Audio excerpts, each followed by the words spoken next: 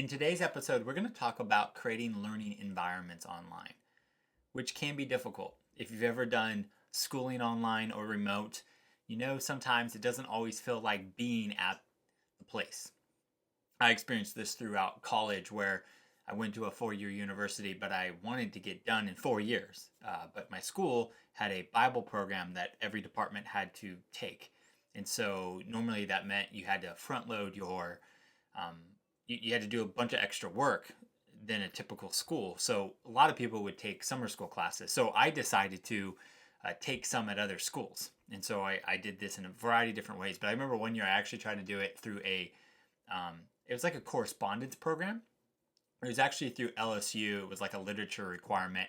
And I got this big packet and I just realized I got this packet for school and I had to read all these books and do all this work. And it just seemed terrible to me. I did not want to do it. And I ended up not doing it. It was the only class I ever just straight up just didn't complete. I decided I paid for it and I totally just dropped the ball. I felt like I'm going to take this at school.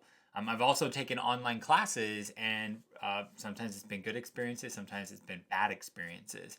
What's key about that is that you need to create something that feels compelling. And I will say it's really easy to create a compelling learning environment when you're in the room, and when you're doing it online or remote, there's some extra work that's required.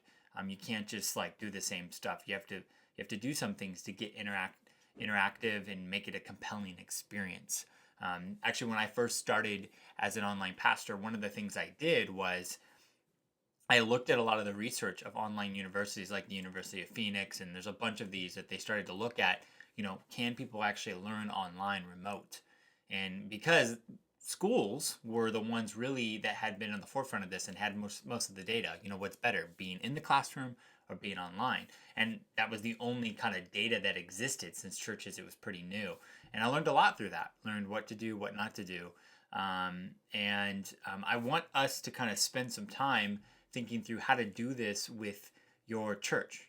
What can you do online? What should you do online? And what are some of the atmospheres and styles and formats you should think through? Now, obviously, Jesus modeled all sorts of ways that people learned. Jesus modeled, teaching a large crowds. Obviously, the Sermon on the Mount is a great example of this, where he's talking to a bunch of people. In Matthew 5, we see medium types of experiences where he's talking to, the 72 or a large group of the church, early church in that are being dispersed. We see small interactions, the 12, where he's just talking to the 12. And then we see one-on-one when he's just talking to John or one of the disciples. Jesus taught in all sorts of ways, intimate, small, medium, and large. And so you and I got to figure out what is the best format for the program or the thing we're trying to accomplish.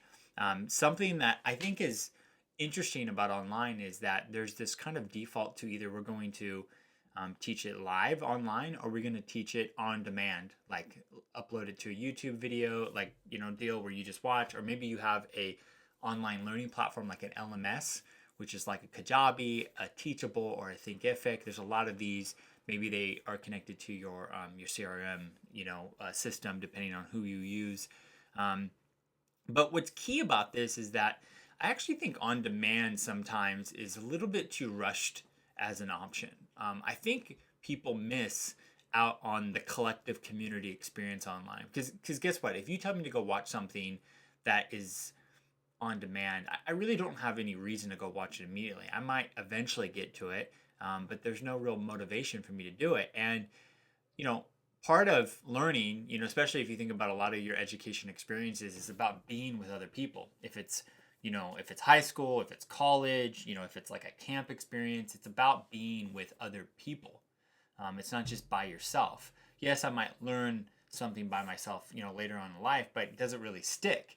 And I think there's something about this collective that you got to figure out how to create in your church, and especially in your online learning environments, because part of following Jesus is there's certain things we need to learn. And instead of just like, hey, we're going to host this event on Zoom and we're going to put it up online, how do you create this collective where we're learning together? I was reading this article a while back, and I thought it was such an interesting point of view. It's actually from the Ringer. They were talking about, can an app make you a better runner? And I'll put a link down below, either on my website or in the description of this video.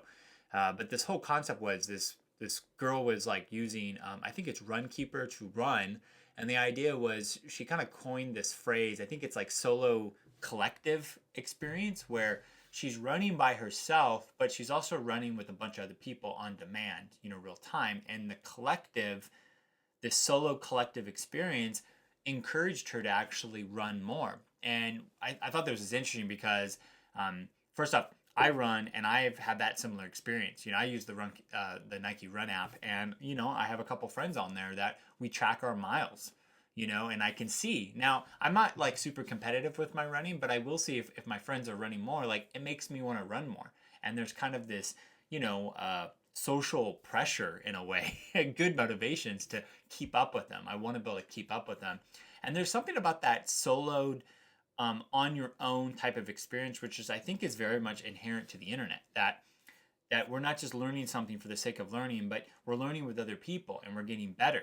A lot of communities exist like this online. If it's from gaming communities, if it's through universities, that it's not just about being by yourself, but being with other people. You may be by yourself when you're practicing or learning that, but you come back together and you want to see what other people are seeing.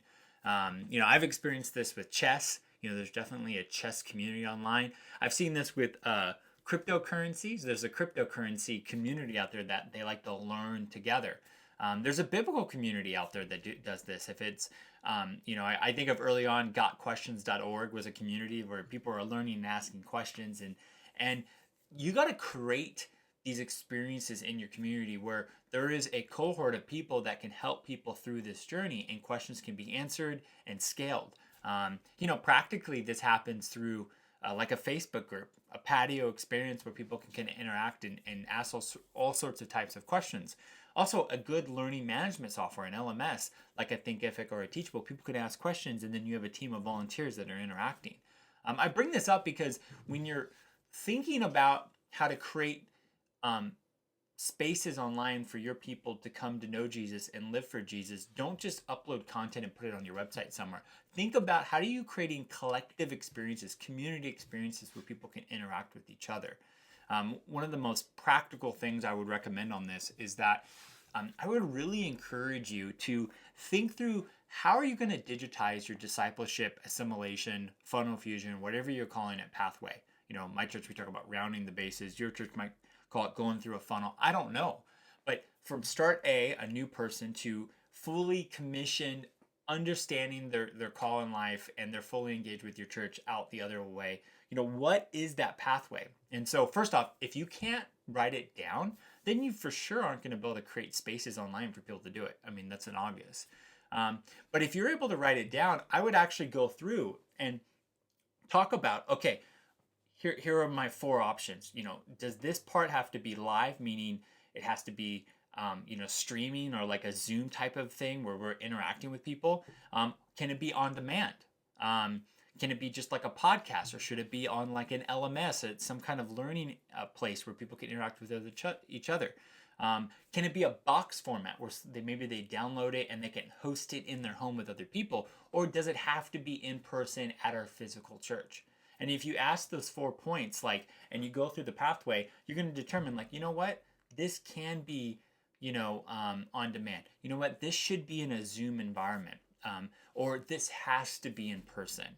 And you're going to find just by, and almost like drawing a red line and kind of figuring that out, I found that that's one of the most helpful things as you're kind of going on this journey of not just thinking about streaming your services, but actually doing church online. Think through your discipleship pathway, come and see, come and die, whatever that looks like in your context, your methodology, and, live online, on demand, a box format, or in person, and sometimes you'll find that sometimes you want to offer it one way and you might find the other way works.